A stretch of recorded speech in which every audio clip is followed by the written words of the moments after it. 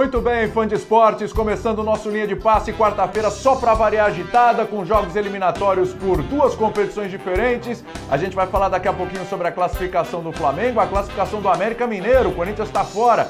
E também teve o São Paulo na Sul-Americana sendo eliminado no finalzinho ali pelo Lanús, hein? Já a gente volta com a nossa equipe para bater um papo sobre todos esses assuntos. É daqui a pouquinho.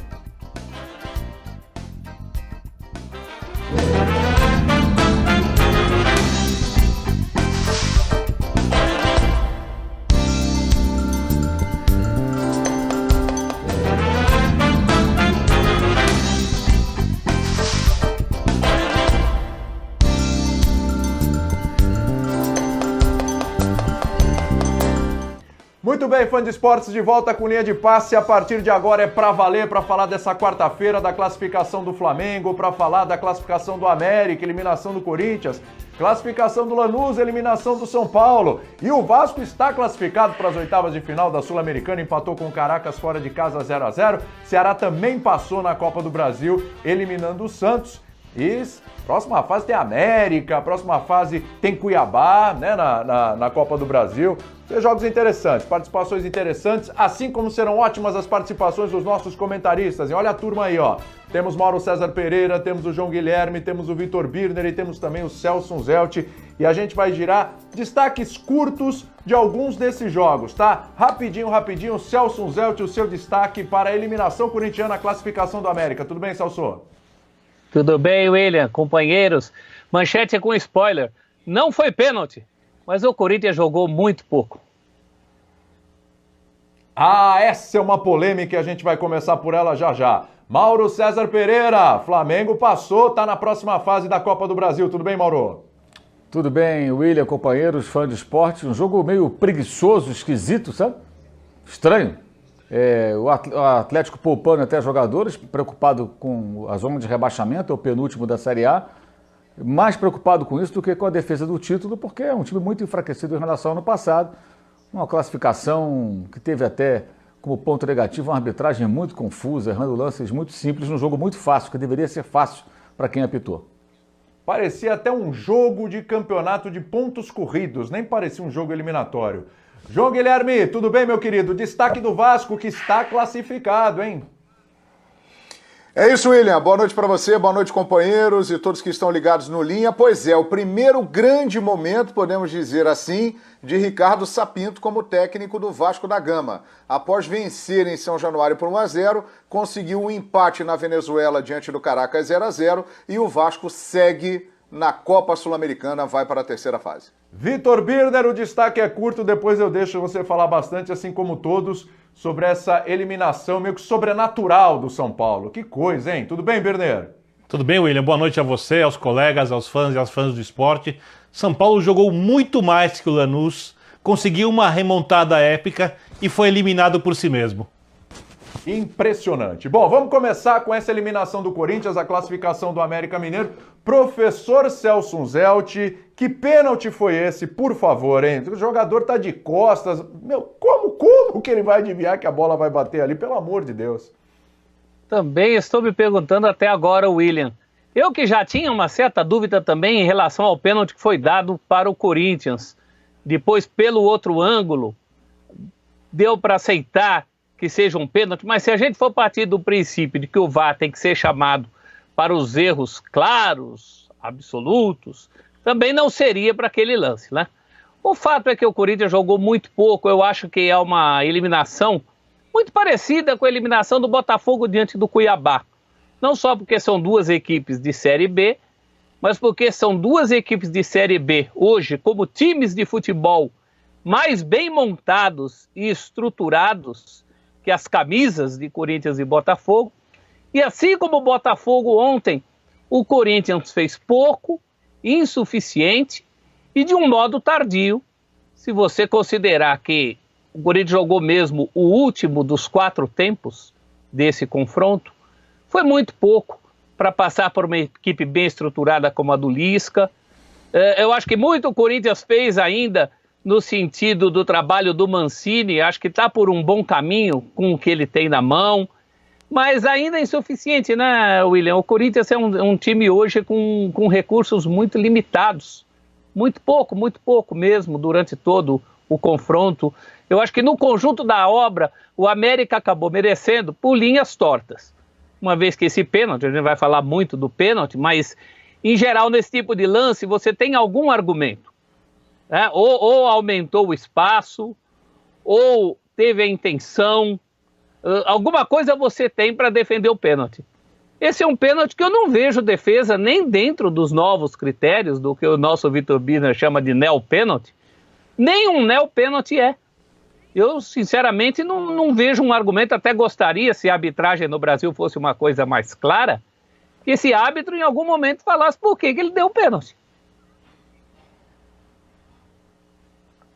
Vitor Birner, é um neo-pênalti? Torcedor do Corinthians tem o direito de reclamar desse lance que o Corinthians jogou e tal. Claro, o professor explicou aí, a gente vai discutir, é uma outra conversa.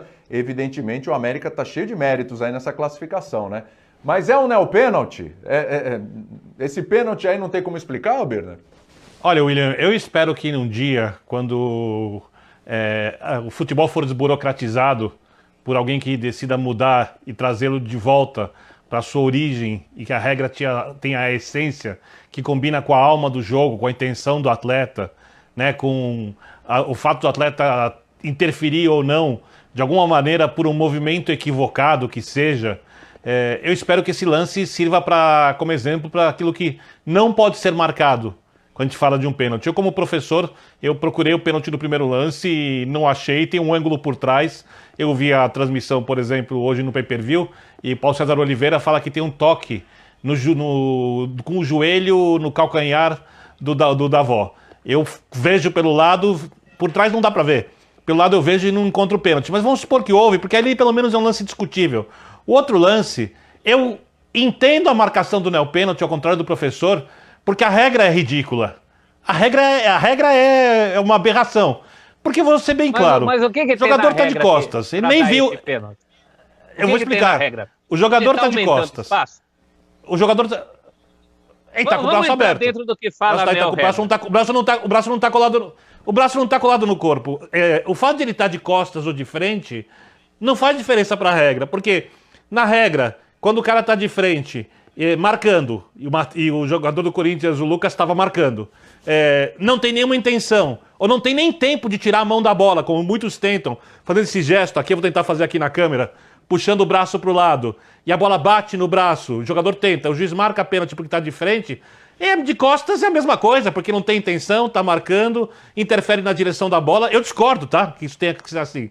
Mas eu entendo o que o árbitro marcou, porque a regra é ridícula.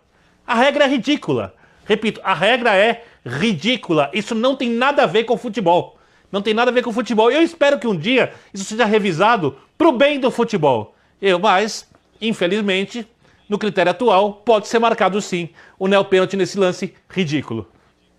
Mauro, você tem batido muito numa tecla em várias edições do Linha de Passe sobre a história é a regra, fazer o quê? É a regra, a gente pode discutir essa regra, etc., mas às vezes tem marcações que a gente discorda, mas assim é a regra. É o caso de hoje, Mauro? Hoje extrapola, o cara de costas ali, a bola bate na mão dele, enfim. O que você pensa sobre isso? O que eu penso é que o Corinthians tem um dos elencos mais caros do futebol brasileiro, dos times que mais investem, embora invista mal. Tem uma infinidade de jogadores emprestados por aí, pagando salário, parte do salário.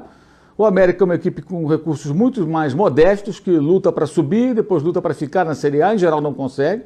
Volta para a segunda divisão, mas vai ali modestamente, se reorganiza, se reestrutura. E que em 2 jogos o Corinthians ser eliminado pelo América, não tem pênalti que explique. É isso, apenas isso. Eu acho que o pênalti é uma questão menor no contexto de 2 jogos em que o Corinthians foi derrotado em casa, numa jogada no final do jogo, que o Cássio foi recolocar a bola em jogo, o América aproveitou bem, recuperou a bola e fez o gol. E hoje o Corinthians não conseguiu. No primeiro tempo o Corinthians não estourou nenhuma bola em direção do gol. Foi. Quando o Corinthians fez o gol de pênalti, foi o segundo chute na direção do alvo, na direção da meta do América. É muito pouco. Então a questão está muito além do pênalti, de uma discussão, se foi, não foi, se bateu, não bateu, se a regra está certa, está errada. O Corinthians foi eliminado pelo América Mineiro, que é um time muito mais modesto. Porque o elenco do Corinthians pode não ser lá essas coisas, mas o investimento do Corinthians é muito alto. É um dos clubes que mais desembolsa grana mensalmente com o seu elenco de futebol profissional. Então isso que aconteceu hoje, mais uma vez, não é problema da regra do futebol, é de uma péssima gestão que está chegando ao seu final, que alavancou a dívida do Corinthians, que não resolveu o problema do estádio, que iludiu parte da torcida com a história dos name rights, agora recentemente no aniversário do clube em setembro, e que vai terminar daqui a pouco melancolicamente, né, saindo do poder, sabe-se lá por quanto tempo, daqui a pouquinho esse pessoal acaba voltando, até uma das chapas aí de dissidência desse mesmo grupo, eles estão no poder há quanto tempo no Corinthians? Né? Desde a queda lá em 2007, até antes. Desde a primeira passagem do Andrés, né? Então, é muito tempo. E essa gestão é um horror. A dívida do Corinthians disparou, o estádio continua sendo um problema por conta da aventura na qual enfiaram o clube, né? Não precisava ser estádio de Copa do Mundo, fizeram isso, já falamos tantas vezes disso. E o elenco é caro. Se o Corinthians estivesse hoje fazendo o seu dever de casa, que seria o quê? Ter um elenco mais modesto, cortando custos, até agora está trazendo o Gemerson, jogador que atua na Europa. Como pode? Que gestão é essa? Tem dinheiro? Não tem. Vive atrasando salário. Aí tem um time caro que não dá resultado. Caro que não dá resultado. É eliminado pelo América. Não dá para discutir um pênalti. Eu não me recuso a discutir um pênalti num cenário como esse. Eu acho que o buraco é mais embaixo, o problema é maior. E eu acho que o torcedor corintiano não deve ficar olhando só para o resultado do jogo, nem para a marcação da arbitragem, não. Tem que ter um olhar mais profundo para tudo que estão fazendo com o Corinthians. Os caras estão ruindo o Corinthians por dentro. João Guilherme, para você, pênalti, não pênalti e essa eliminação do Corinthians. Aliás, mesmo na atual situação do Corinthians, o Mauro lembrou bem aí, hein? É um time caro, tem um investimento alto. Se foi mal feito, mal planejado, mal montado e tal, porque é caro. Ele não deixou de ser caro porque foi mal feito. Aliás, fica mais caro ainda por ter sido mal planejado. Ser eliminado pelo América, que é um time que está na Série B, a gente pode falar que é uma vergonha aí na história do Corinthians, ô João?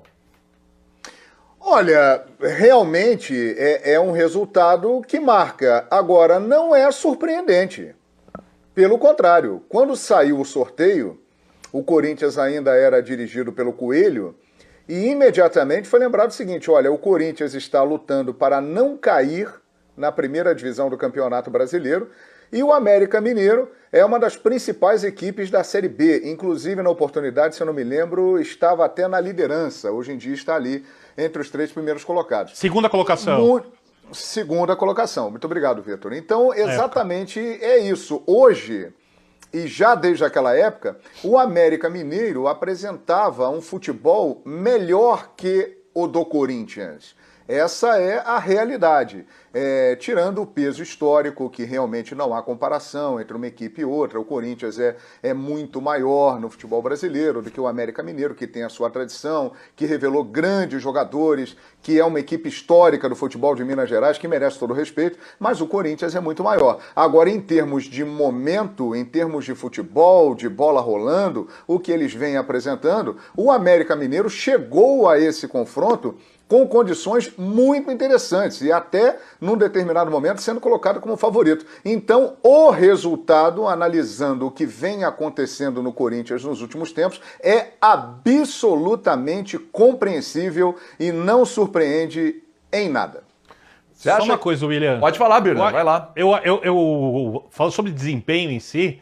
O América foi melhor no primeiro tempo, assim, mas razoavelmente melhor. O Corinthians até ameaça um segundo tempo melhor e não joga. Se a gente for somar o que aconteceu nas duas partidas, no porquê da eliminação, porque é o tal jogo de 180 minutos, é fácil entender o porquê da eliminação. Eu acho que a situação do Corinthians, no que diz respeito ao futebol que o time apresenta, é uma situação muito complicada. Né? A atuação um pouco melhor contra o Internacional hoje sumiu, evaporou. Né? A gente precisa que o time tenha algumas boas atuações em seguida para a gente poder acreditar que ele está evoluindo. Na verdade, não parece que ele está evoluindo, ele está patinando. Ele faz um jogo um pouco melhor, depois faz jogo muito ruim de novo, né? Como foi hoje. Mas eu, assim, ao contrário do Mauro, eu acho que o pênalti, se o primeiro foi, pesa, porque acho que as coisas não são excludentes. Às vezes o time joga muito mal e ele é eliminado porque ele consegue se classificar porque ele acha um gol, porque outro time perde 30 gols, porque outro time faz uma bobagem. Isso é do futebol. E então, do que diz respeito à classificação do Corinthians, eu acho que o lance a gente pode sim discutir. Agora, quando a gente fala sobre o que é o Corinthians em si, aí eu fecho com o Mauro, aí eu concordo plenamente. Mas, ô, Vitor, você pode discutir à vontade o pênalti. Eu não vou discutir, apenas falei isso. Eu me recuso a discutir um pênalti numa eliminação que ele tem um peso no resultado, né? Mas é um pênalti discutível, polêmico. Não é a verdade absoluta aí. Não há verdade absoluta. Uns vão achar que sim, uns vão achar que não. Se você perguntar agora em Belo Horizonte, certamente a imprensa de lá estão falando que foi pênalti. Então, não tem verdade absoluta aí. Não foi um lance que você possa afirmar, não foi ou não foi. É um lance discutível. Então, é um pênalti. Eu acho que tornar... Então, mas é um pênalti característico dessa era do futebol. Com VAR, com essa coisa de bate na mão é pênalti. É o que está acontecendo, foi o que aconteceu. Então, eu acho que o buraco é mais embaixo. Então, assim, a minha opção é não ficar discutindo isso, minha opção, e tocar no problema maior.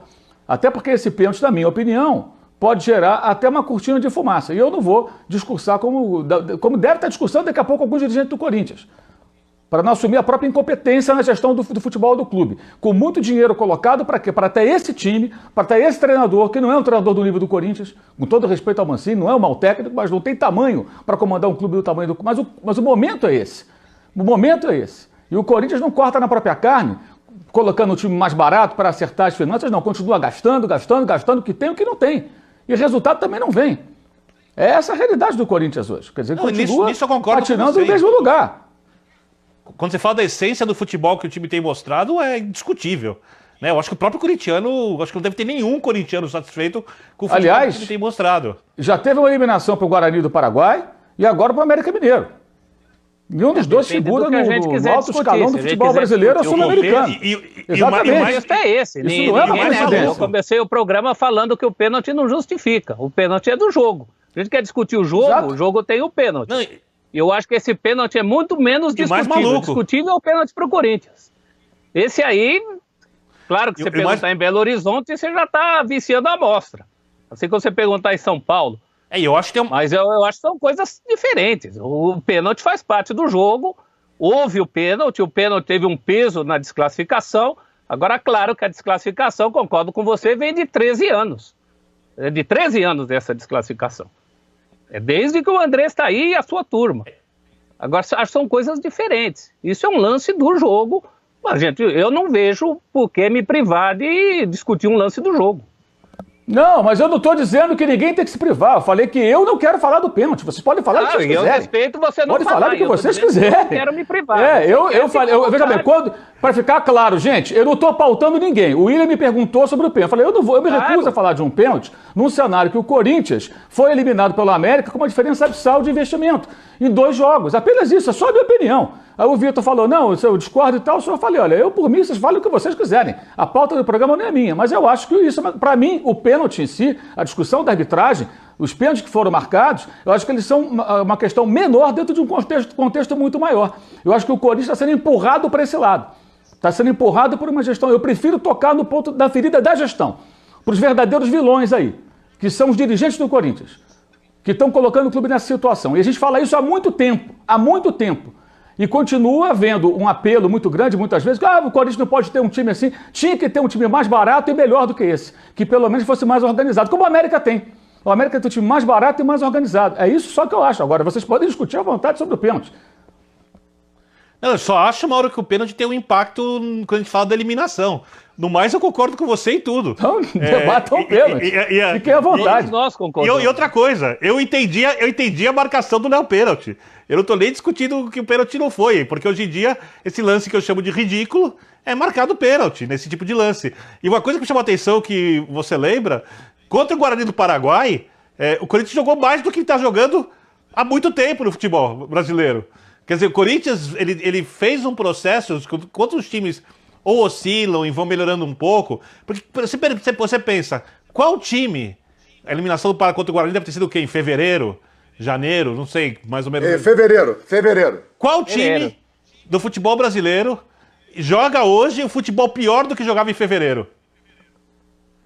Eu tô pensando no Corinthians, tô tentando lembrar de outro aqui, não consigo. Nem os que estão lá embaixo na tabela de classificação.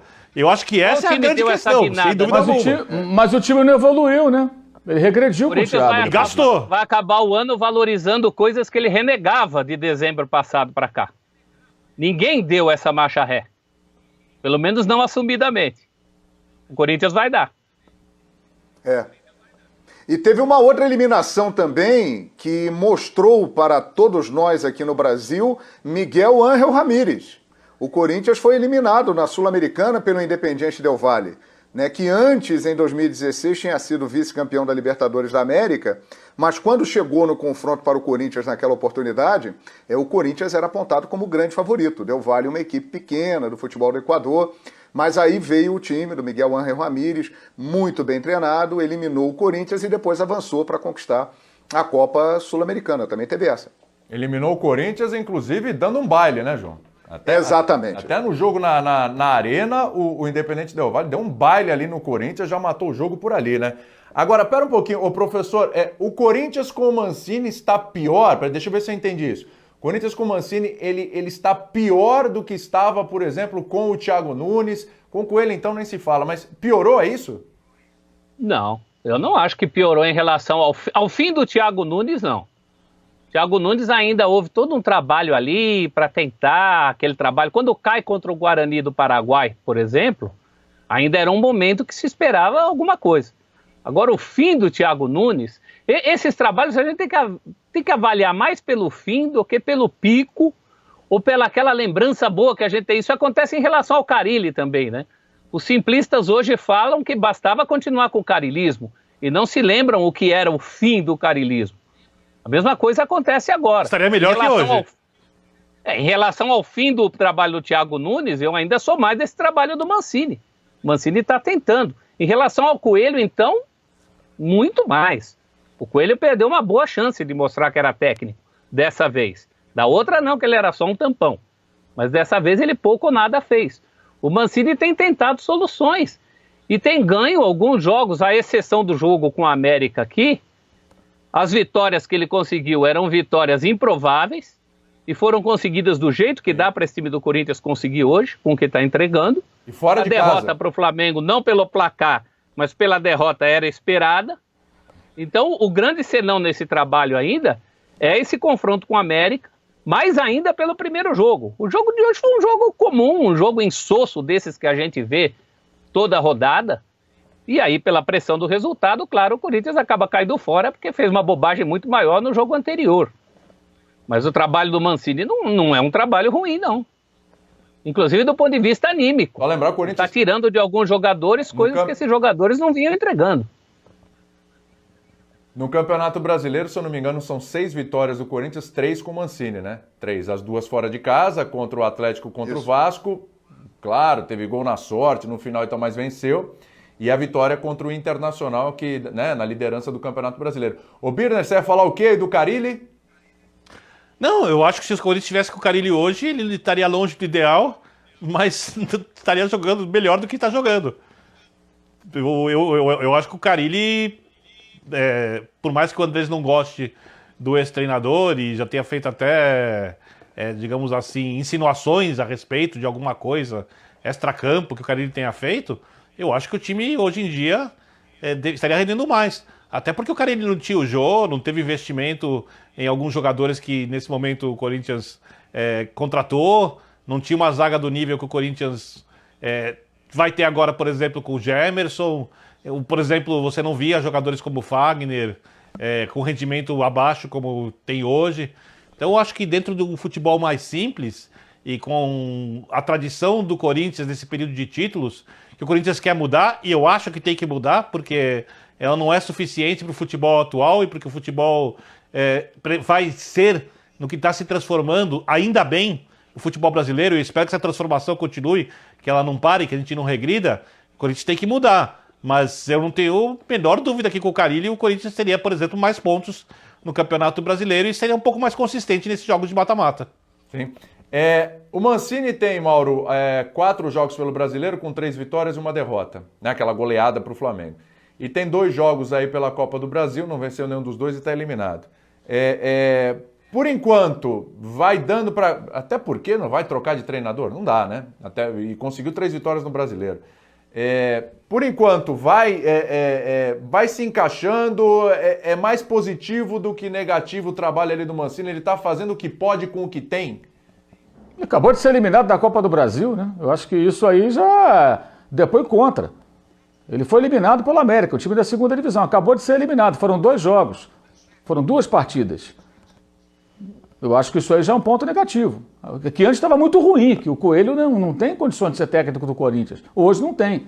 Talvez no futuro, tá? Mas foi uma precipitação. E mais um erro. De novo, a gente já fala. De novo o erro. Erro da gestão. Insistiram com ele até onde não dava mais. Porque seria uma solução mais fácil, né? Se der para empurrando com a barriga com o Coelho, acaba aqui esse período, vem a eleição e tudo, e depois o outro presidente resolve. Chegou uma hora que não dava mais. Não tinha condição. O Corinthians começou a se aproximar da zona de rebaixamento e o rapaz não conseguia arrumar o time. Então o Mancini, pelo menos, é um técnico já com experiência, já mais acostumado a essa situação. Já treinou outras equipes grandes, então o Mancini já chega com mais condições de tentar arrumar minimamente.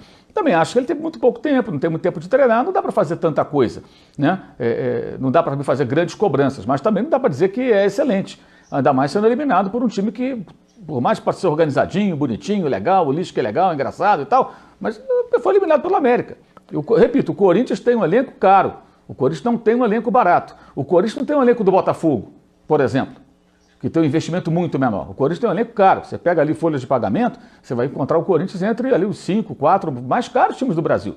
Então, o investimento é muito mal feito. Alguns jogadores não valem o investimento que é feito, por conta de uma gestão ruim. O técnico assume no meio dessa situação, ele vai tentar o possível. Não acho que seja ruim, né? Até porque a gente parte de uma referência que é péssima. O time estava ali trafegando perto da zona de rebaixamento, né?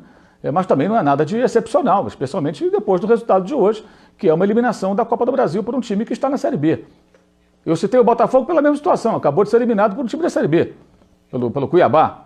E ontem o Botafogo ainda ameaçou mais chegar pelo menos ao gol que levaria aos pênaltis do que o Corinthians hoje.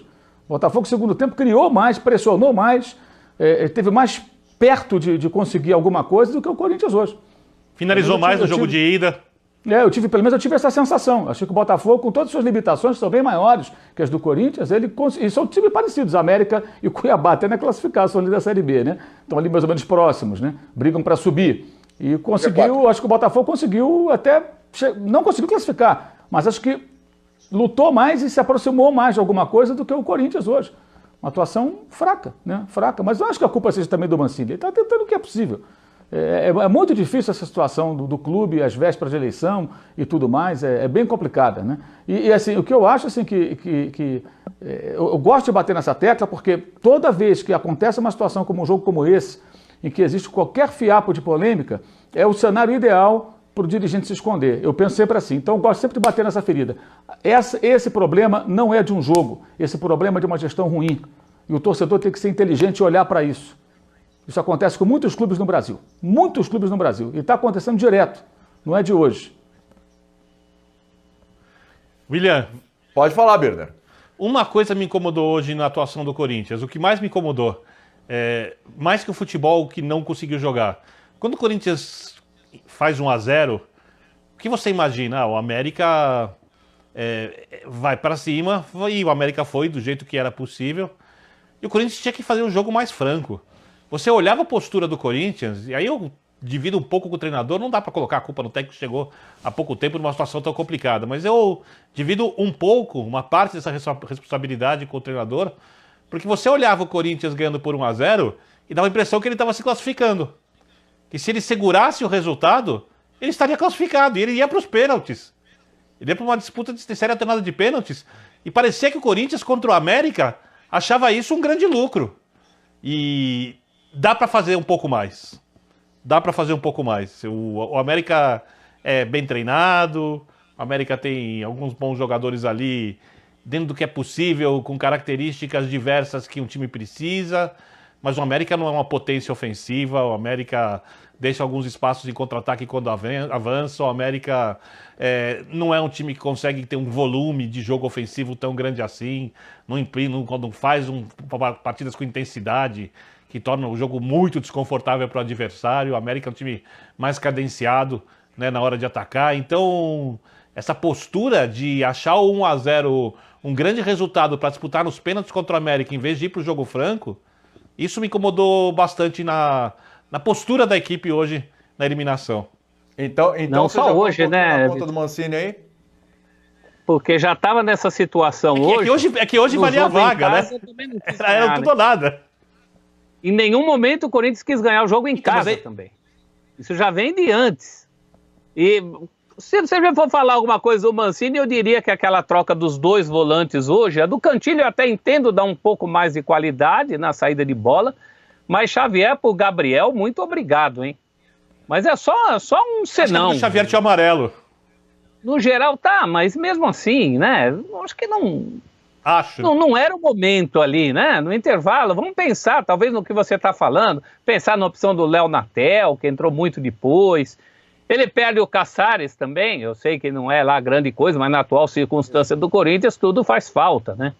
É uma série de enganos, mas que vem desde o primeiro jogo, né? E eu acho que em relação ao jogo do Inter, que também deu um pouco uma luz aí na semana em relação ao Corinthians, eu acho que o Corinthians perdeu um pouco aquela gana da segunda bola no jogo contra o Inter. Isso foi um diferencial importante, até porque o Corinthians se via diante de um adversário considerado inatingível.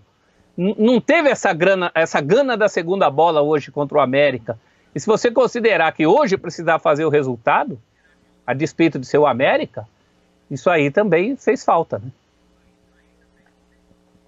A questão é a seguinte, né, João? Assim, o Corinthians não estará envolvido em outro mata-mata no Campeonato Brasileiro, pontos corridos, mas o Corinthians vai ter que propor em alguns momentos. O Corinthians vai ter que o Corinthians precisa de pontos.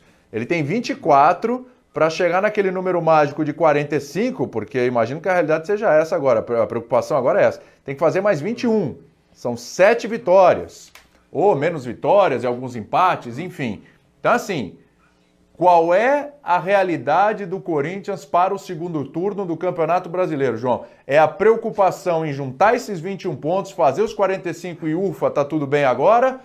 Ou o Corinthians pode se dar o direito de sonhar com algo mais? Primeira meta, chegar ao número mágico de 45 pontos. Isso é muito claro. Obviamente que o Corinthians gostaria de permanecer, tanto pela parte esportiva como pela parte financeira, né? Quem se classificou para as quartas de final vai receber uma cota de 3 milhões e 300 mil reais. Então, colocando tudo isso no pacote, seria muito importante para o Corinthians permanecer na Copa do Brasil. Era o desejo de todos, da comunidade corintiana. Agora, essa eliminação coloca o Corinthians no grupo daqueles times que só tem o Campeonato Brasileiro para jogar. E aí o Wagner Mancini, que chegou no meio dessa correria, pegando uma sequência de trabalho que não foi bom, né, que já conseguiu alguma coisinha, algumas vitórias no Brasileiro, uma vitória importante diante do Internacional, que é o líder, mas que tem agora essa eliminação para o América Mineiro, vai ter mais tempo para trabalhar. Ele terá semanas livres, ele terá tempo para organizar e colocar a sua filosofia de jogo no time do Corinthians. Então a tendência, né, não esperando muita coisa além, é que o Corinthians evolua, que mostre um melhor futebol e que atinja essa meta, que é o primeiro ponto, 45. E depois aí busca algo melhor, talvez uma vaga na Libertadores, se sobrar, se esticar essa zona de classificação da Libertadores da América. Mas o primeiro momento, William, sem dúvida, é se manter na primeira divisão e não passar susto no rebaixamento. Qual é a realidade, hein, Mauro? E assim, tendo semana para trabalhar, semana cheia, não tem desculpa para não melhorar um pouco? Pelo menos um pouco? Em tese tem que melhorar, né? Mas que a meta é o quê? É tentar a melhor colocação possível no Brasileiro e aí conseguir uma classificação para alguma competição, até para Libertadores, é um festival de vagas, por que não sonhar com isso? Desde que o time consiga ter evolução, consiga ser um time mais consistente, o material humano pode não ser o melhor possível, mas também não é o pior. Muitos times têm elencos inferiores ao Corinthians na Série A. Se o Wagner Mancini conseguir organizar o time, tendo mais tempo para recuperar jogadores e treinar, naturalmente ele pode sim brigar por boas posições na tabela. Pode não ser no bloco lá de cima ali, que vai brigar pelo título, mas ele pode chegar pelo menos a uma fase inicial da Libertadores, por que não? Eu acho que passa a ser essa a meta, né? Num momento muito confuso do clube, porque vai ter uma eleição no meio do caminho e o campeonato nem terá terminado, né? Quando terminar já é outro presidente, então muita coisa vai acontecer. É um momento bem delicado, né? Num ano atípico, num ano bem confuso por tudo que está acontecendo, mas acho que passa a ser esse o objetivo. Tentar ir o mais longe possível dentro do Campeonato Brasileiro e tentar organizar a equipe. Para o Mancini, é uma oportunidade de, se ele consegue fazer com que o time pelo menos se estruture e termine bem a temporada lá em fevereiro, ele pode até pleitear continuar no clube, porque ele foi contratado com um contrato até o ano que vem, mas nitidamente como um técnico tampão. Não foi contratado, não. Queremos o Wagner. Pensamos aqui, procuramos, descobrimos que o técnico dos nossos sonhos é o Wagner Mancini. Não, não é. Mas ele pode, quem sabe, fazendo um bom trabalho, conseguir uma permanência, né? Ou seja, cumprir o seu contrato. Caso o time termine a temporada muito mal, é evidente que o futuro presidente, os novos dirigentes, os novos velhos dirigentes, sei lá, vão sair atrás de um outro treinador. Muito provavelmente é isso que vai acontecer. Caso ele não consiga, claro, né, um bom desempenho. Professor Celso Zelt, vou fechar o Corinthians com você para daqui a pouco já abrir a portinha do Flamengo, hein? Esse se classificou contra o Atlético Paranaense, mais uma vitória aí, 3-2. E o time do Domenech segue aí as quartas de final da Copa do Brasil. E daqui a pouco tudo sobre a eliminação do São Paulo também. Embora tenha vencido 4-3, chegou a abrir 4-2. Aí no final tomou o terceiro gol e foi um negócio terrível. Meu Deus do céu, vamos tentar explicar o que acontece com o São Paulo. Professor Celso Zelt, vamos lá, realidade do Corinthians, tá? E dá para continuar jogando sem o centroavante lá, sem o Jô? O Jô tá machucado, o Bozelli também, mas quando voltar, dá para continuar desse jeito? Eu acho que não é um problema, é uma solução. Ruim era quando você só tinha a opção do centroavantão lá e o centroavantão não jogava. Hoje você tem dois jeitos de jogar, vai ter vários adversários, vai ter mais momentos. Agora essa coisa da mão para a boca é muito difícil, né, William? Porque quando você lembra que no ano passado aquele Corinthians de Carille para Coelho até conseguiu vaga em Libertadores, mais pelo número de vagas em Libertadores do que pela bola que não jogou. Eu particularmente investiria esses últimos meses e os primeiros do ano que vem também, já que é uma temporada atípica, para pensar na vida, para construir 2021. Acho que é um momento para construir 2021. Faz o suficiente aí para ficar no limbo, entra em classificação para a fase de grupo de Libertadores, e ano passado conseguiu essa classificação, acabou não fazendo nada com ela, entra jogar Comebol, do ponto de vista financeiro até faz alguma diferença, mas do ponto de vista esportivo, era muito melhor investir esses meses para saber o que quer fazer em 2021. Não repetir os mesmos erros. Não enfiar um dinheiro que não tem num jogador só que não deu certo, que foi o que aconteceu esse ano. Não trazer um técnico achando que ele é o Messias, que vai fazer mágica sem pé de obra suficiente para mudar estilo de jogo. Com Mancini ou sem Mancini, era uma ótima oportunidade para pegar esses meses e pensar em 2021. Mas não é o que vai acontecer, infelizmente. Nunca é, né? Muito bem, vamos virar a chavinha agora para o Flamengo, que está classificado na Copa do Brasil. O Mauro já deu no destaque inicial, né, Mauro? O joguinho ali parecia até jogo de campeonato de pontos corridos. Não que os caras tenham que pegar leve também em jogo de pontos corridos, mas né, não parecia um jogo eliminatório, né, Mauro? De certa forma, o Atlético foi ao Rio de Janeiro meio que já jogando a toalha, né? Deixou alguns jogadores de fora, pensando no Campeonato Brasileiro, o time está em 19º. Essa foi deixa eu fazer a conta aqui, 9, 10, 11, 11ª partida seguida sem vitória, né? Do Atlético Paranaense. 11 jogos sem vencer. Já mudou de técnico, está lá o Autuori e o time não consegue reagir. E foi um jogo estranho, realmente. Não parecia um jogo eliminatório, porque o Atlético, para você ter uma ideia, o Atlético no segundo tempo, lá pelos 15, 20 minutos, só tinha chutado uma bola em direção do gol, a do gol no primeiro tempo. Um gol até bonito, do Eric, né? O Flamengo fez 2-0 rapidamente, houve alguns erros bizarros de arbitragem. Rodrigo D'Alonso, o árbitro, primeiro ele deu um pênalti do Léo Pereira, que o Léo Pereira tocou limpo na bola. Aí o VAR o salvou. Na sequência também, né? Esse foi outro pênalti bizarro da noite, hein? Bom, aí na sequência, não foi marcado, né? Aí o VAR corrigiu o erro dele. Corrigiu. Na sequência, ele conseguiu dar um perigo de gol ali e prejudicou o Atlético. O Hugo, aliás, o Hugo é um capítulo à parte, merece uma reflexão um pouco mais além, o goleiro do Flamengo, talentoso, jovem goleiro. Ele com os pés é uma temeridade, e ele demorou muito a dar um chutão, né? Ele, ali no caso era uma bola para dar um chutão, e agora não lembro se foi o Wellington ou o Carlos Eduardo, o jogador que se atirou ali na frente dele, não fez nada. Teve gente dizendo, não, que ele solou, dividiu o jogo perigoso. Eu não vi nada disso, eu vi ele se atirar à frente para bloquear a trajetória da bola e conseguiu. E a bola sobrou para o Atlético, o goleiro ficou caído, acho até que ele deu um migué, porque ele viu que fez bobagem, aí ficou caído e o juiz marcou ali uma falta que não houve.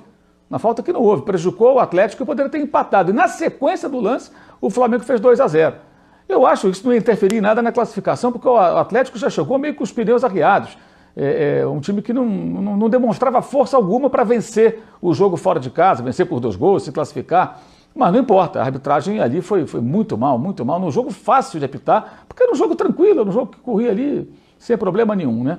O Pedro perdeu 2 gols frente a frente com o Santos, achei até um pouco displicente um deles, mas tudo bem, tem muito saldo. E o Ilharão, o Ilharão parece o time do São Paulo, que a gente vai falar daqui a pouco, né? O Ilharão está fazendo ótimos lançamentos, inversão de bola e tal, fez algumas boas jogadas, deu um passe primoroso no corredor para o Pedro no segundo tempo, que o Santos conseguiu impedir o gol do centroavante, mas ele falhou clamorosamente. Né, Mauro, o gol do Pedro foi um lançamento do Arão para o Mateuzinho que jogou no Exato. Pedro, né? Exatamente. Ele já há algum tempo que com o Domenech ele está arriscando mais esse tipo de bola e está indo bem, ele está incorporando aí uma outra característica ao seu estilo. Mas é um jogador que voltou a ser muito desligado defensivamente, né? Primeiro ele sai jogando, atravessando a bola na frente da defesa e dá a bola nos pés do Eric. Aí o Eric faz o gol. Pega a defesa saindo, o goleiro um pouco fora do gol, normal. Aí não é culpa do Arão. E aí no segundo gol também ele perde uma disputa de bola ali, dá um toque errado na bola, fica parado e o Atlético faz o gol. Já estava 3-1, foi o gol do 3-2. Ele falha nos 2 gols, então são extremos, né? Bons momentos e alguns horrorosos. Eu não acho que ali seja a culpa do técnico nesses 2 gols. Eu acho que foram culpas individuais do Arão e do sistema defensivo. Mas cabe ao técnico ter uma conversa muito dura com os jogadores. Aquele temar o Arão lá do Jesus, liga lá para o Jesus, pede para ele mandar no WhatsApp uma mensagem daquela de áudio, né? Tá mal o Arão, aí de vez em quando você solta aquilo ali para ver se o cara se liga. Porque é impressionante assim, a falta de... como ele se desliga, né? Ele sempre foi assim e voltou. O português foi embora e levou ali realmente a pilha ali, sei lá, o aparelhinho que ele tinha para fazer esse jogador se concentrar. Mas foi um jogo muito modorrento, né? Flamengo meio preguiçoso, eu acho até, de certo ponto, até compreensível, uma sequência muito grande de jogos, numa partida que, embora fosse um jogo eliminatório, não era uma partida desafiadora. Eu acho que o jogo que o Flamengo tem que fazer para valer, o jogo bom, o jogo que tem que fazer é domingo, que é em Belo Horizonte contra o Atlético, o outro Atlético, o Mineiro, né? Esse é um jogo que, evidentemente, o time tem que entrar com outro espírito, vai ser um jogo bem mais complicado e bem mais importante nessa circunstância, porque hoje, de fato, o Flamengo entrou contra o adversário que está numa crise terrível, torcida fazendo protesto, poupou jogadores, meio que jogou a toalha, como eu falei, então a classificação foi meio que protocolar, né? Mas com atrapalhadas da arbitragem, que é uma característica marcante no futebol brasileiro, e uma atuação meio preguiçosa e um Arão com altos e baixos. Mas o Domenech vai apanhar bastante. Eu acho que o domingo ele mereceu as críticas, eu até o critiquei bastante, mas hoje acho que não foi tanto responsabilidade dele, não. Ele estava espumando ali à beira do campo dos erros cometidos, mas cabe a ele agora ter conversas duras com os jogadores para que esse tipo de coisa não aconteça. O Flamengo toma gol demais, é algo realmente que impressiona. Sobre o Hugo, eu queria dizer o seguinte: está na hora de dar ritmo de jogo para o Diego Alves.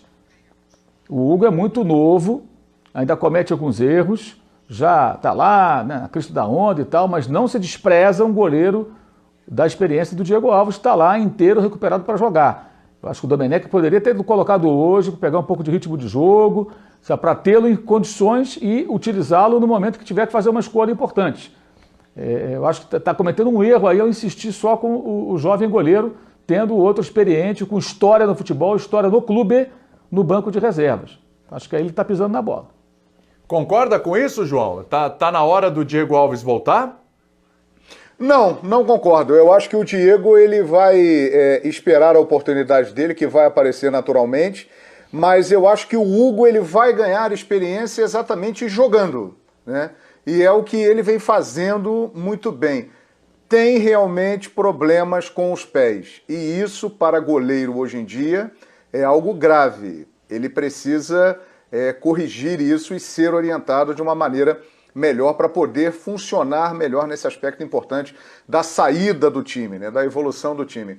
Mas eu acho que eu manteria, porque é o que vai fazer exatamente ele ganhar experiência. Claro que o rodízio é válido, não impede que o Diego Alves entre em um jogo e outro jogo, mas eu acho que o Hugo ele faz por merecer essa sequência. Então eu o manteria no gol do Flamengo. Agora, falando em rodízio, William, me chama a atenção o seguinte: há um rodízio de desatenção no time do Flamengo, né?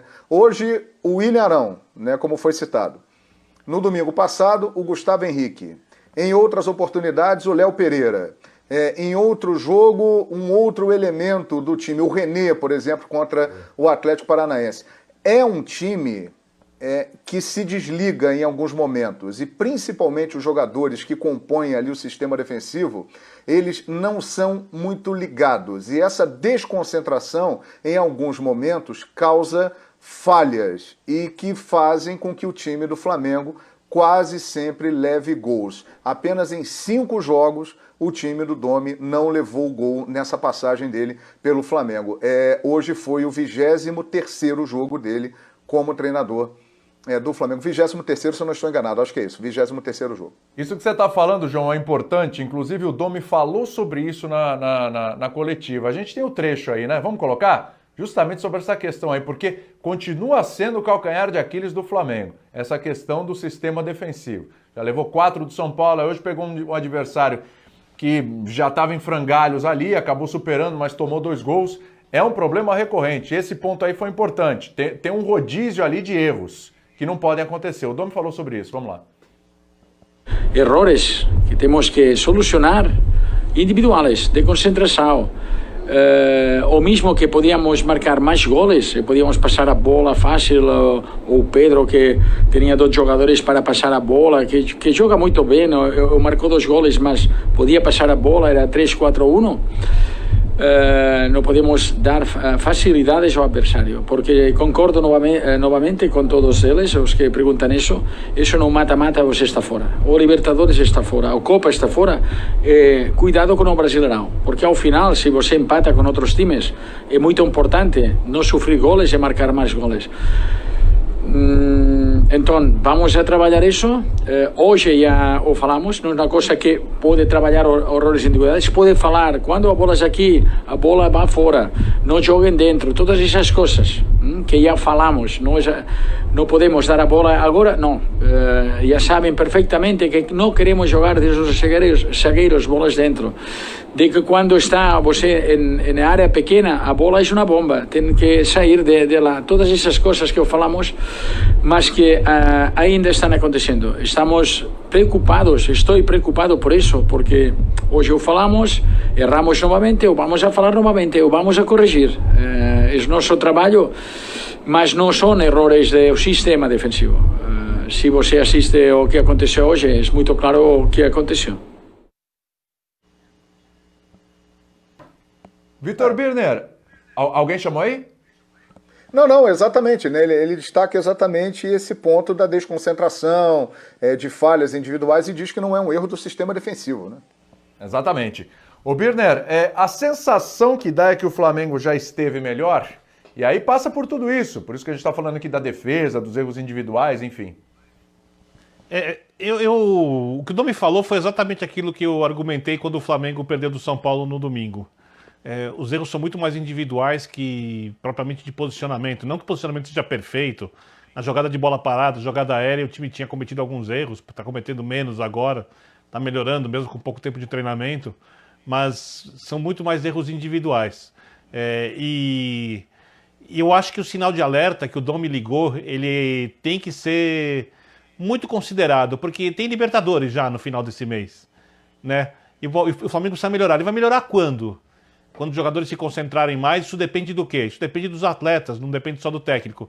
Ou quando os principais jogadores voltarem à equipe e, de repente, com um volume de jogo maior, mais posse de bola, mais gols marcados, mais criação, a defesa vai ficar menos acuada, vão chegar menos bolas aí, esses erros vão diminuir. Porque eles têm que diminuir.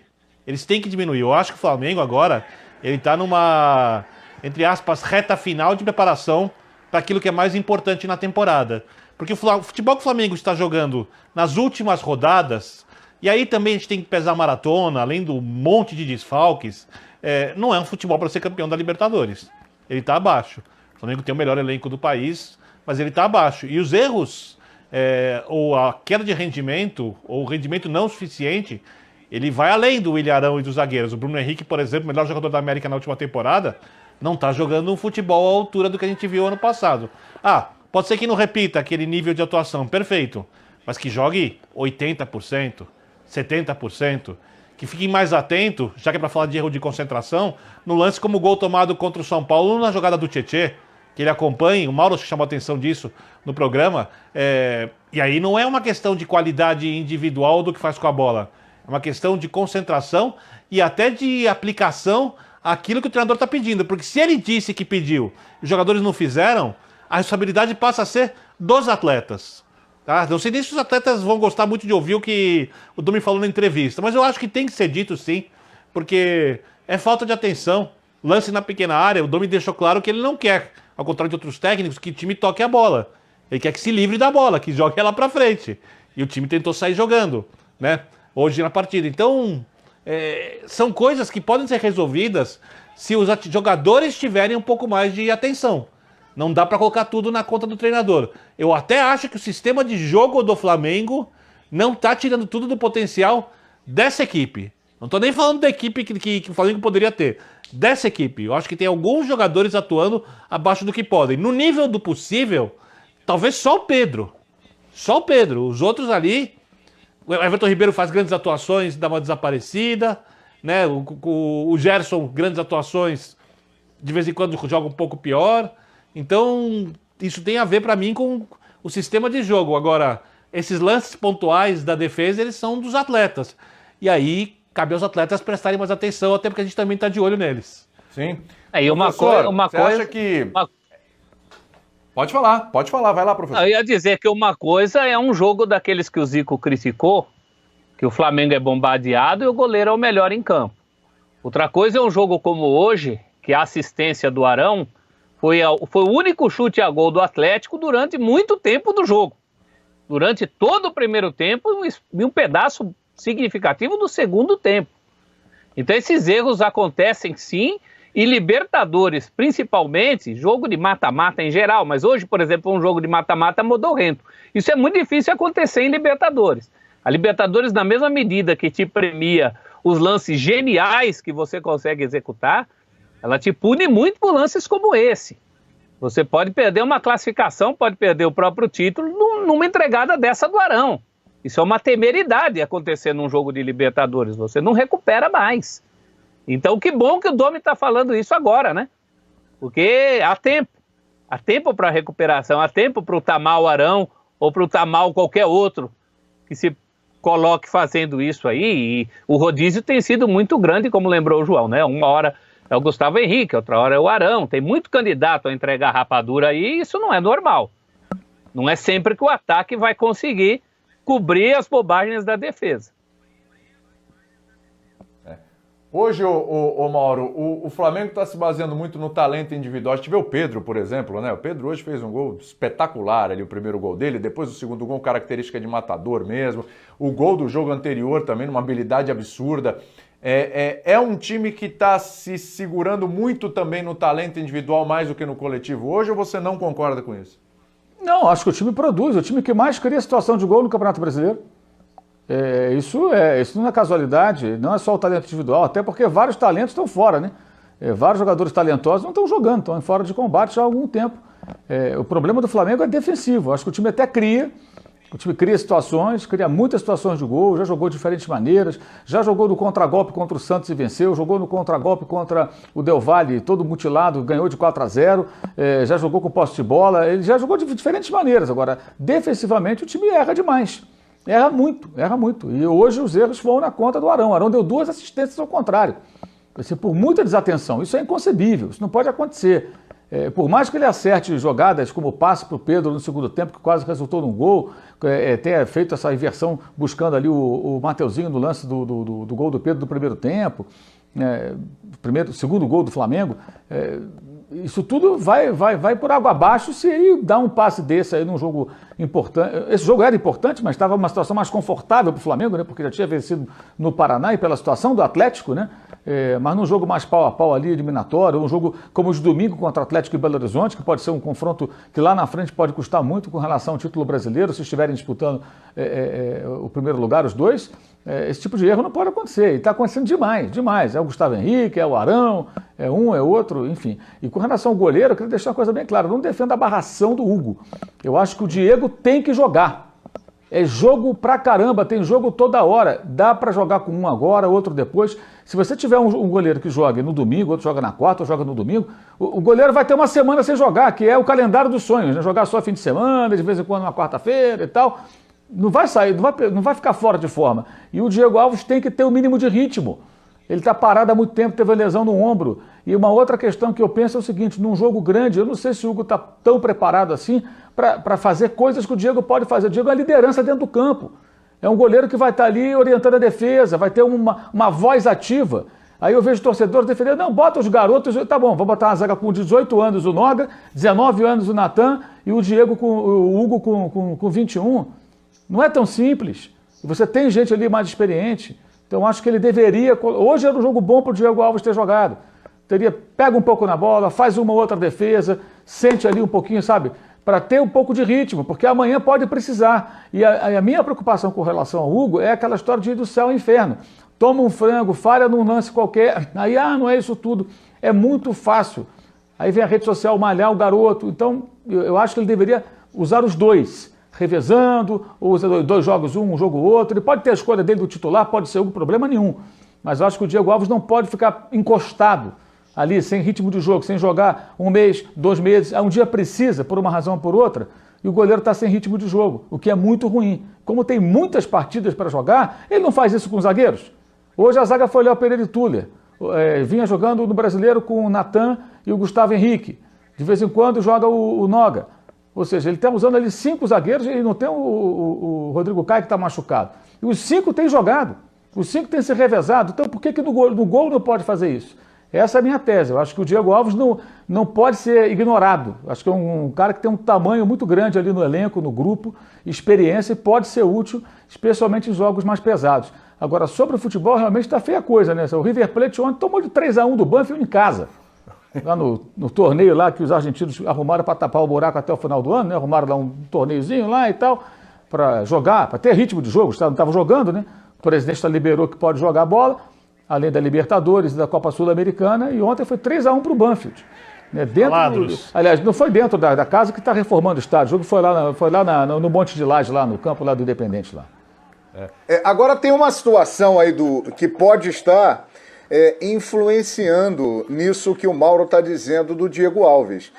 Por exemplo, o Diego Alves tem menos de 2 meses de contrato com o Flamengo. O contrato dele é até o dia 31 de dezembro. E não sei os motivos, a negociação acabou travando. Não há um acordo nesse momento.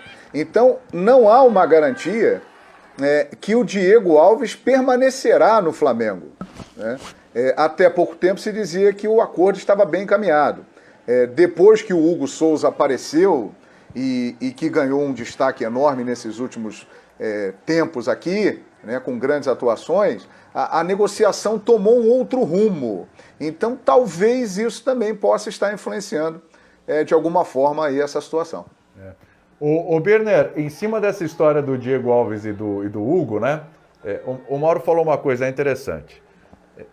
Joga contra o Racing, certo? Aí, foi goleado na Copa. E também foi goleado. Uma hora o Neneca vai falhar. Não tô gorando, não. Todo goleiro é assim, uma hora vai falhar. Não precisa ser um frango, é uma saída errada do gol. O Diego Alves já falhou várias vezes, inclusive no gol do Flamengo, hein? Exatamente, João, exatamente. O Diego Alves já falhou, todos os grandes goleiros já falharam, não precisa ser um frango, é uma falha. E essa falha, ela pode determinar uma eliminação, né? Você acha que o Hugo está pronto para este tipo de coisa, esse tipo de confronto, jogo contra o Racing, jogo mais pesado, Libertadores, etc. Você voltaria com o Diego Alves? Até já daria alguma sequência para ele antes desse confronto contra o Racing? Bom, essa é a pergunta de 5 milhões de reais, né? Então, se você acertar, vai ganhar. Mas divide comigo que eu te fiz a pergunta, hein? Esse dinheiro não está em pauta, né? Ele não está à disposição para isso. Mas, de qualquer forma, a gente só sabe se o jogador está pronto para as partidas mais difíceis quando ele joga. Principalmente o atleta novo. A gente sabe que se o Diego Alves estiver em plena forma, ele estará pronto. Ele também pode tomar um gol feio no jogo desses. Mas não vai ser por uma questão emocional. Não vai ser porque ele não estava pronto. Se ele estiver tecnicamente, fisicamente, em plena forma. Então eu sou muito, assim, né, eu fico muito do lado do Mauro nessa discussão, porque não custa nada dar ritmo para um jogador desse tamanho. Mesmo com o contrato para ser encerrado, eu acho que o Flamengo tem que pensar jogo a jogo no que é melhor para a equipe. E o Hugo, por ser um jogador muito jovem e promissor, e aqui ninguém está diminuindo as qualidades dele, e merecedor nesse momento da titularidade do Flamengo, hoje em dia ele é o titular e eu não discordo, mas ele pode ter uma baixa de rendimento. Porque jogadores jovens oscilam mais que jogadores grandes, jogadores prontos. Todo jogador oscila. O Pelé oscilava, menos que os outros. Mas o Pelé não fez todos os jogos da carreira dele como jogos perfeitos. O Maradona oscilava, o Messi oscila. O Cristiano tem jogos que não estão em alto nível. O Hugo, na sua posição, pode oscilar também. Quando é jovem, oscila mais, como aconteceu com os jogadores em toda a parte do mundo, em toda a história do futebol. E aí você precisa ter um outro goleiro pronto. Qual é o outro goleiro? É o Diego, que se estiver com ritmo de jogo, pode assumir essa função a qualquer momento. Né? Pode ser usado, por exemplo, como disse o Mauro, num jogo mais duro, em que você precisa da experiência. Porque de repente a equipe não está bem, né? Você vê que alguns jogadores estão sentindo, o Rodrigo Caio não está recuperado. Lá na frente, os zagueiros do Flamengo estão claramente inseguros. Não tem um que passe segurança para a torcida. E se não passa segurança para a torcida, não passa segurança também dentro do grupo de jogadores. Talvez tenha um jogador ali os orientando, os acalmando, liderando nos momentos mais difíceis da partida, né, colocando os pés dos jogadores no chão quando eles estão pressionados, seja uma coisa importante. E isso, por exemplo, o Diego está mais pronto do que o Hugo para fazer. Então, dar ritmo ao Diego só vai fazer coisas boas para o Flamengo. Isso não quer dizer que o Hugo vai sair da equipe. Mas, em princípio, o Hugo é titular, então é ele que tem que jogar a partir da Libertadores. A gente só vai saber se ele está à altura do jogo quando ele atuar. Professor, quero te ouvir sobre esse assunto aí. Eu acho que o João pediu a palavra. Eu vou com o professor. Passo para você, João. Você fecha o assunto e a gente vira a chavinha para o São Paulo, tá? Vamos lá, professor. Acho que uma coisa não exclui a outra. A prioridade agora, e pelo que eu entendi o que o Mauro quer levantar, é não perder o Diego Alves. Não perder a forma do Diego Alves, não perder a motivação do Diego Alves também. Tem campeonato para os dois. Acho que o jogo ideal era hoje mesmo, que é Copa do Brasil. Eu não tiraria o garoto contra o Racing, senão estou passando atestado de que não confio nele. Também não é esse o caminho, mas eu acho que é isso que o Domi tem que encontrar. Não perder o pique de um dos goleiros e a motivação de um dos goleiros sem tirar a titularidade do outro. Porque eu acho que é unânime hoje que ninguém tiraria pura e simplesmente a camisa do Hugo para dar para o Diego Alves. Não é essa a proposta. É ter dois goleiros em condições de te entregar na hora que você precisar. Sim. Fecha aí, João. Não, apenas dizer que, por exemplo, para chegar no jogo do Racing dia 24, ele terá uma preparação boa, além de todos esses jogos que ele já fez até agora. Por exemplo, domingo tem o Atlético Mineiro, depois tem a Copa do Brasil, ida e volta, não sabemos ainda o adversário, mas será um jogo eliminatório pesado. Né? No meio disso tudo aí tem o Atlético Goianiense, ou seja, ele vai ganhando a cada jogo que faz experiência e rodagem, e ficando pronto para a grande competição, para o grande momento que é o jogo contra o Racing. Né? Muito bem. Portinha do Flamengo fechada, vamos abrir a do São Paulo. Meu Deus do céu. Vitor Birner, ajuda por favor, eu quero te ouvir, porque... eu tô pensando aqui desde a hora do jogo, alguma explicação e tal. Não sei se tem a ver com o sobrenatural, o que acontece também. Não é possível, não é possível. Birner, Você quer abrir ainda mais a portinha do São Paulo?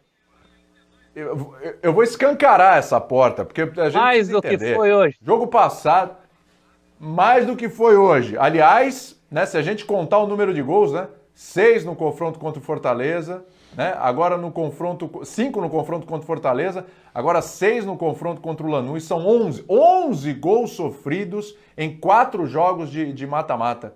Impressionante. E assim, Birner, 2-2 no final com o Lanús, pô, que maravilha, resolvido, toma o terceiro.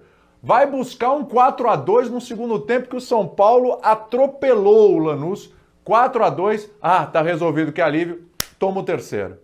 Por favor, dá pra criticar o Diniz hoje, ô Birner? Eu não tô vendo como.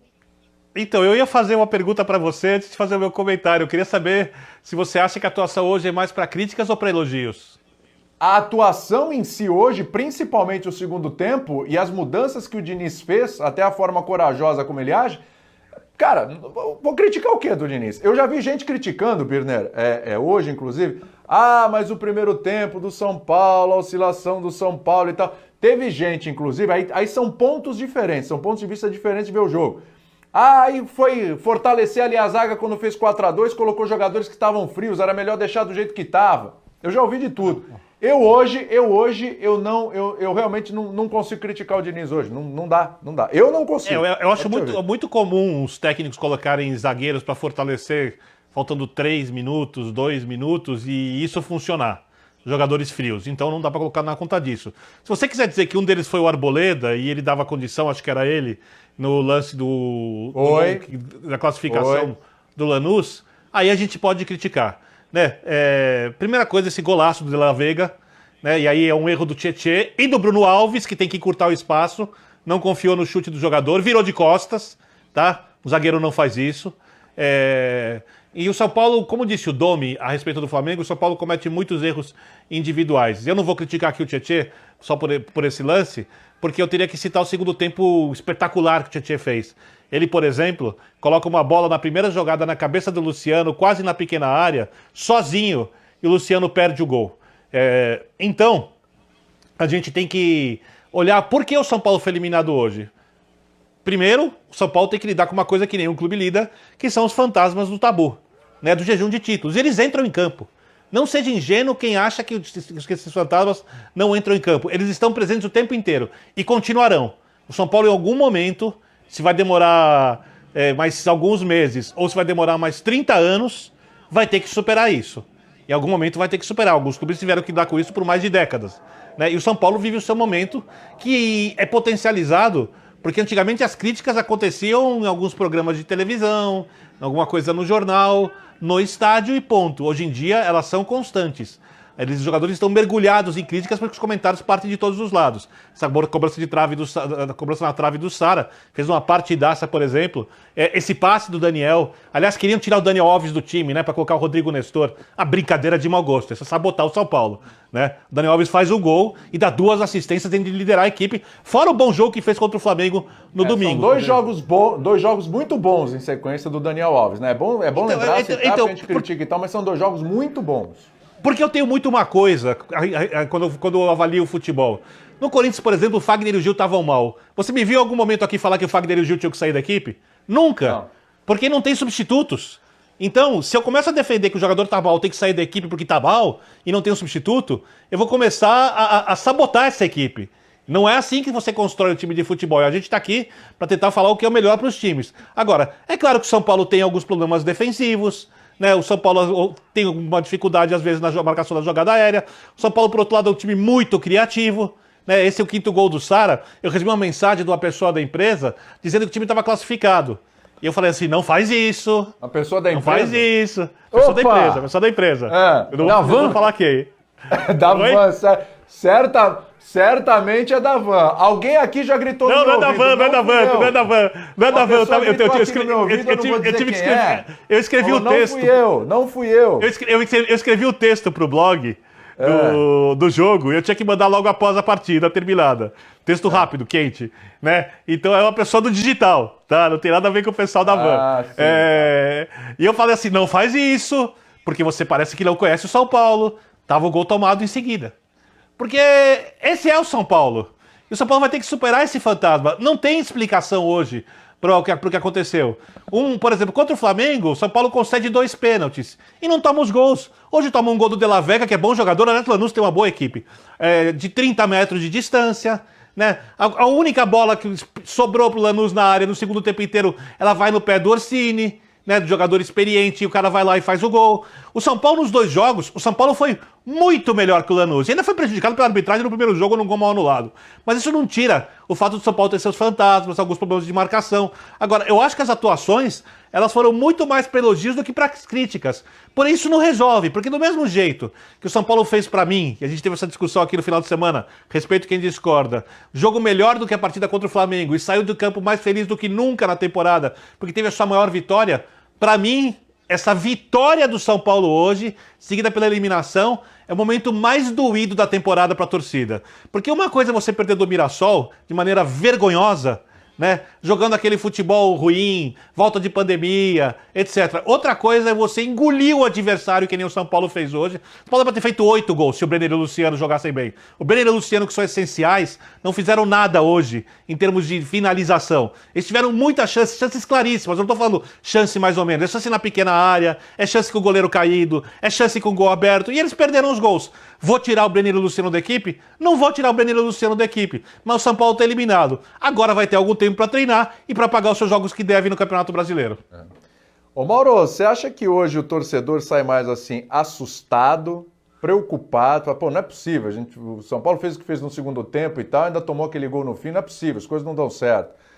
Ou pela partida que fez contra o Flamengo, esse jogo de hoje, esses 4 gols, etc., tem alguma esperança? Sai menos com raiva e mais dolorido desse jogo? Como costumava dizer o nosso grande Silvio Lancelotti, né? Eu costumo dizer, né? O São Paulo é um time ciclotímico, né? Isso. É um negócio impressionante. Não dá para entender. O roteiro de hoje foi muito parecido com o do jogo lá na Argentina, né? Com o São Paulo alcançando o gol lá, no caso de empate, né?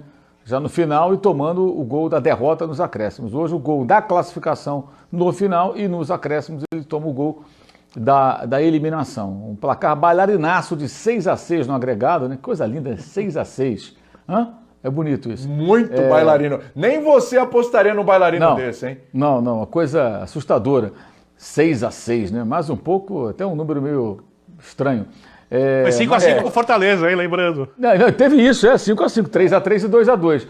Agora, Mauro, 11-11 em 2 confrontos, tá bom assim? 11-11. Agora, o que eu acho é o seguinte, hoje, por exemplo, o Fernando Diniz tirou um zagueiro, colocou mais um homem para jogar na frente, do Vitor Bueno, ele fez algo que ele já fez outras vezes. No Fluminense, teve um jogo da Copa do Brasil com o Cruzeiro, que no final o Fluminense não tinha zagueiros, e ele buscou o empate. Acabou sendo eliminado nos pênaltis. E tinha um monte de garoto em campo, estava João Pedro, Miguel com 16 anos. Então o Fernando Diniz ele é corajoso, ele faz essas mudanças se for preciso. E hoje eu acho que realmente funcionou, porque o São Paulo conseguiu não só o placar para levar para os pênaltis, como conseguiu o placar da classificação. Agora, o que acontece nesse final, quando você coloca homens de defesa para sustentar uma vantagem, faltam minutos, segundos para acabar o jogo, e acontece um gol como aconteceu. Se é um chute de fora da área, aquele chute que o cara acertou, sabe lá como, ou até uma bola cruzada em que o sujeito consegue ganhar na cabeça de maneira surpreendente, fazer o gol. Mas não, foi um gol, a bola foi chutada dentro da área do São Paulo para o fundo da rede. Naquele momento, aquela bola não pode chegar ali. Sabe? E aí eu acho que não é uma questão do técnico orientar ou treinar. Você não treina essa situação. Eu acho que hoje não acho que a culpa é do técnico. É dos jogadores. Os caras são experientes, são jogadores profissionais. Tem que saber o que fazer em campo. Eu entrei aqui para quê? Não entramos aqui, não vamos tomar mais gol. O jogo acabou, irmão. E vai acabar o jogo. Mas não acaba.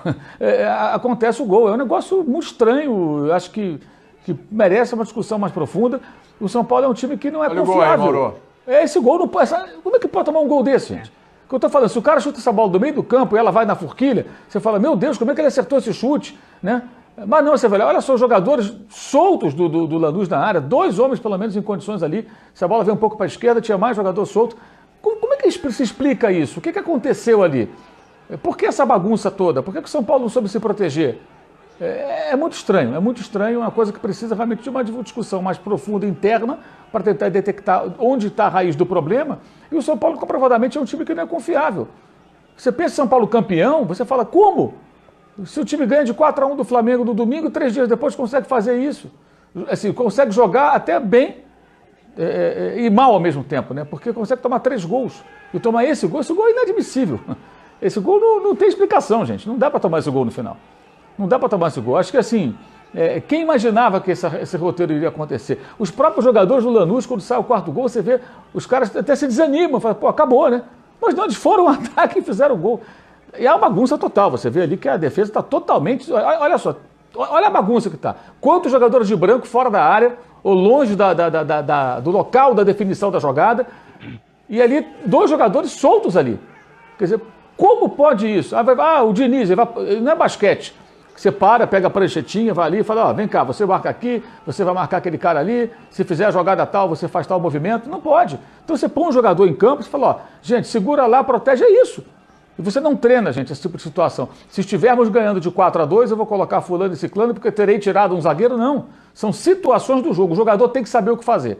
E aí eu acho que o erro é dos atletas. E acho que ele hoje foi bem corajoso nisso, Mauro? a fazer essa mudança e de colocar o time mais à frente e conseguir o resultado que o São Paulo precisava. E toma esse gol, eu acho que vai na conta de quem estava em campo. Sabe quem pensava que esse gol podia acontecer? E por isso que eu falo que é muito psicológico? Além da torcida que conhece o time, e obviamente ela tem que desconfiar, só faltava não desconfiar, os próprios jogadores em campo. Porque eles são traumatizados. E traumas no ser humano, em qualquer aspecto, são complicados de serem resolvidos. Eu tenho absoluta certeza que nesse momento, quando o São Paulo faz o quarto gol, abre 4-2, tem tudo para se classificar, os jogadores têm esse trauma. Passa isso na cabeça dos jogadores. E não é que passa de maneira leve, passa de fato. Porque o que o jogador tem que fazer em campo? Ele tem que, olha, eu vou me concentrar, eu vou me posicionar desse jeito, a gente vai marcar desse jeito, a gente vai fazer essa bola não entrar de qualquer maneira. Quando você está traumatizado, esse tipo de raciocínio que é essencial para o jogador de futebol, ele passa a ficar em segundo plano. O peso começa a engolir o raciocínio. O jogador tem que pensar o tempo inteiro. Futebol é um esporte que você pratica com o corpo, mas joga com a cabeça. A cabeça não funciona, o corpo não responde. Eu acho que o jogador de São Paulo tem esse trauma. Só isso explica tantos gols tomados no último minuto. Você acha que o São Paulo pode carregar isso depois dessa eliminação, ô João? Ou vai continuar carregando isso? Eu acho que a cruz ficou mais pesada ainda, né, William? Porque não é de hoje, é o que a gente vem destacando aqui. É uma fila longa, é uma cobrança imensa, é mais uma eliminação, é mais uma apurrinhação para a vida do São Paulo.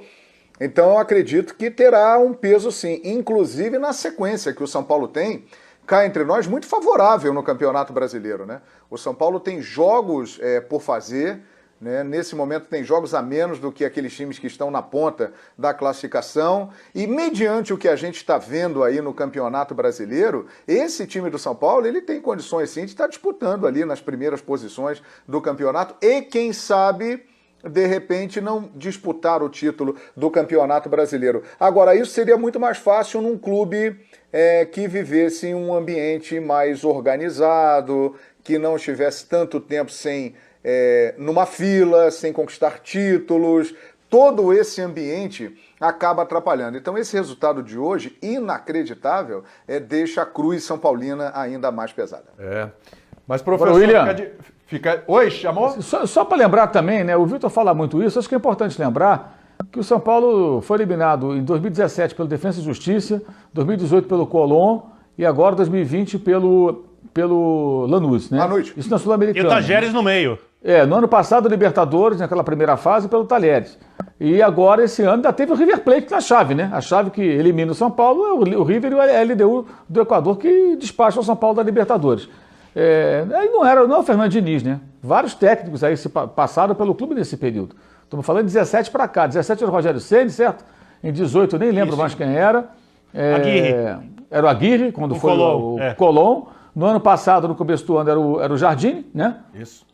Contra o Talheres e agora com o Fernando Diniz. Então, 4 técnicos diferentes e todas essas eliminações em mata-mata são para times que não são dos principais. O Lanús ainda foi vice-campeão da Libertadores em 2017, quando fez a final com o Grêmio, mas nenhum deles figura, assim, não é o River, é o Boca, não são o Racing, o Independente, o São Lourenço, são os maiores times da Argentina. Alguns são times pequenos, Defensa e Justiça é um time pequeno, o Colón é um time menor também, o Talheres estava na terceira divisão um tempo atrás. Então são eliminações assim, bem esquisitas e estranhas, que eu acho realmente retratam um histórico muito negativo do clube. Na história do clube é uma passagem muito ruim. Né? E um clube que é um clube vitorioso, que ganhou Libertadores da América, que, mais uma vez, que ganhou Copa Conmebol com um time expressinho. O São Paulo ele construiu ao longo da história uma imagem de respeito na América do Sul.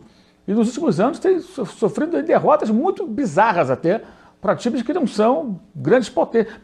O jogo com o River Plate, que foi empate com 2 gols contra, se perde para esse River Plate hoje do Morumbi, acho que até um resultado que você vai falar, como diria Abel Braga, é normal, né? Mas esses resultados são muito estranhos. O de hoje foi mais um. É uma coleção que merece um estudo mais profundo. O professor Celso Zelt, tem gente que gosta de olhar o copo meio cheio, tem gente que olha o lado positivo da vida, mesmo nesses momentos, né?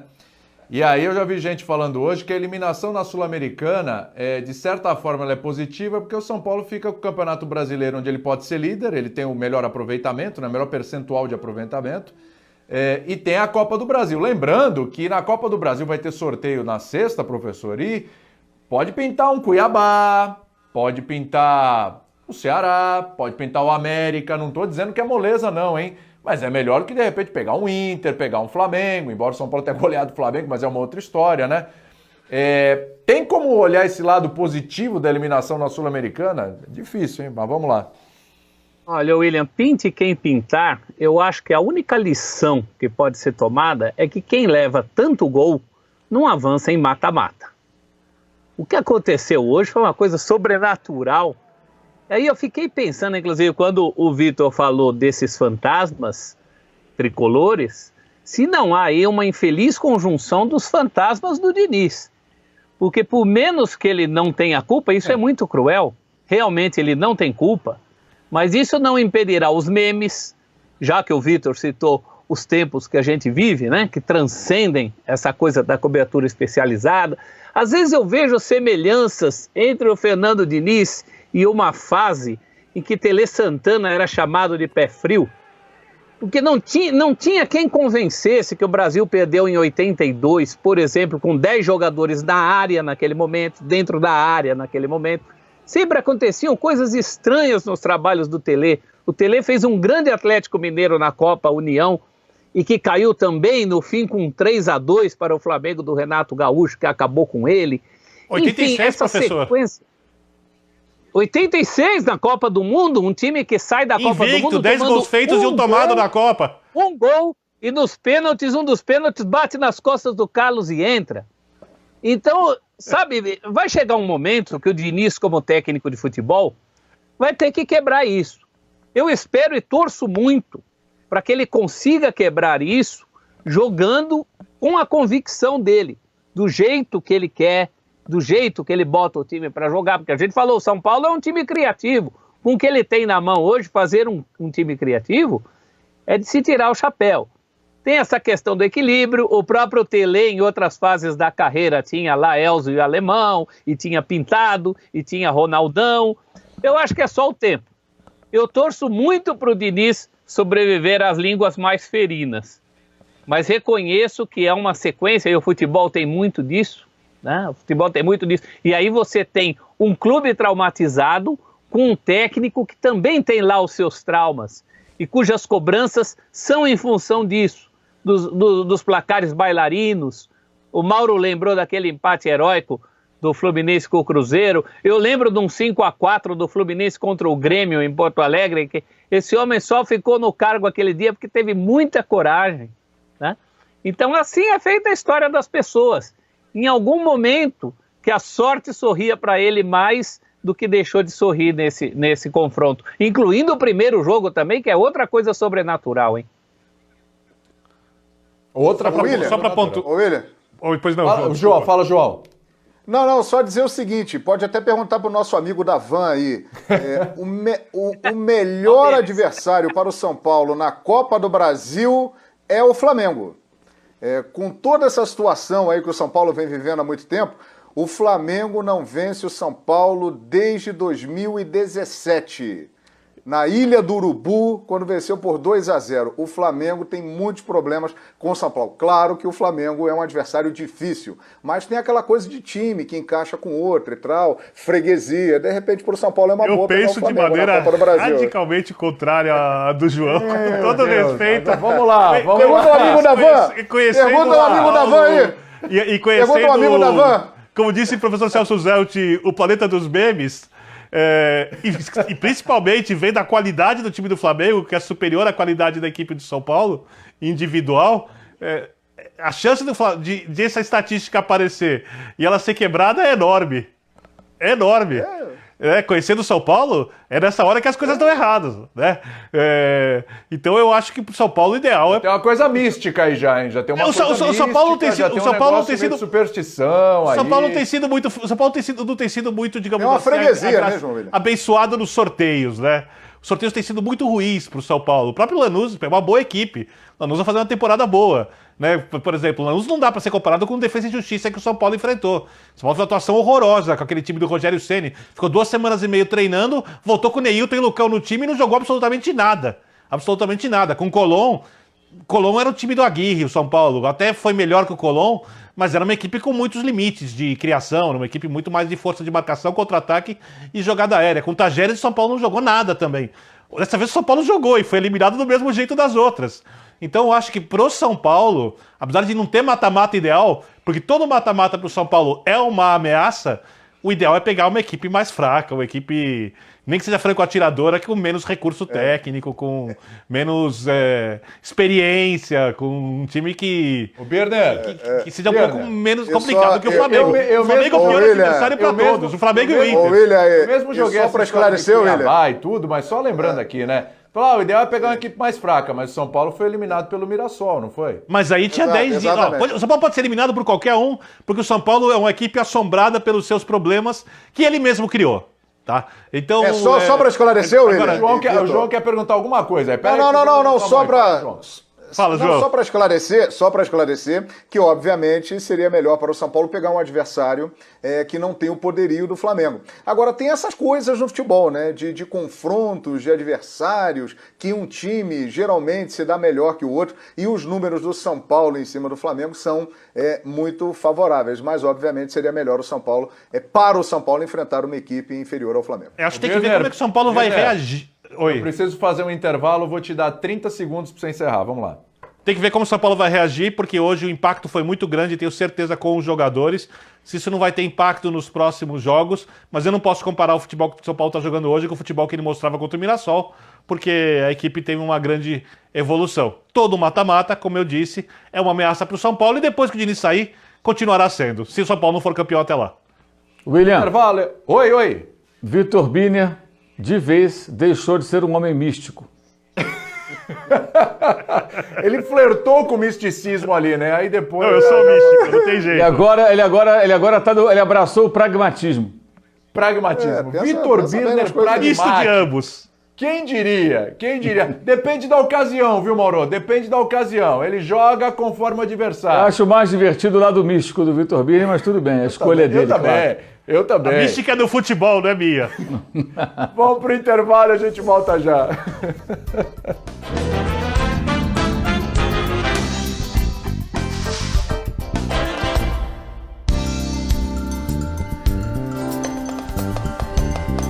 Muito bem, fã de esportes, recadinho, hein? Amanhã não, mas eu sempre confundo, né? O programa passa de meia-noite. Hoje, tá?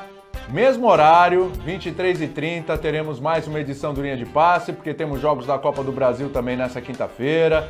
Tem o Palmeiras em campo contra a equipe do Bragantino, o Grêmio contra o Juventude, equipes que tiveram vantagem aí, né, nos jogos de ida, tentando defender essas vantagens para avançarem aí na Copa do Brasil. Você tá vendo? Tá bonito aqui, ó lá. Tá vendo aqui, ó? O Woody, a Princesa Elsa, o Darth Vader. É isso aí, todo o conteúdo Disney em breve nas suas mãos, hein? A partir de 17 de novembro, o Disney Plus está chegando e você vai ter, numa só plataforma, todo o conteúdo Disney, né? Então tem Star Wars, tem Marvel, tem os tradicionais desenhos da Disney também, National Geographic, para você curtir em família, hein? Como tem que ser. Então você que é fã de séries exclusivas, você que é fã de cinema, vai curtir demais o Disney Plus a partir de 17 de novembro, hein? Não perca, anota aí na agenda. A gente volta daqui a pouquinho com mais Linha de Passe.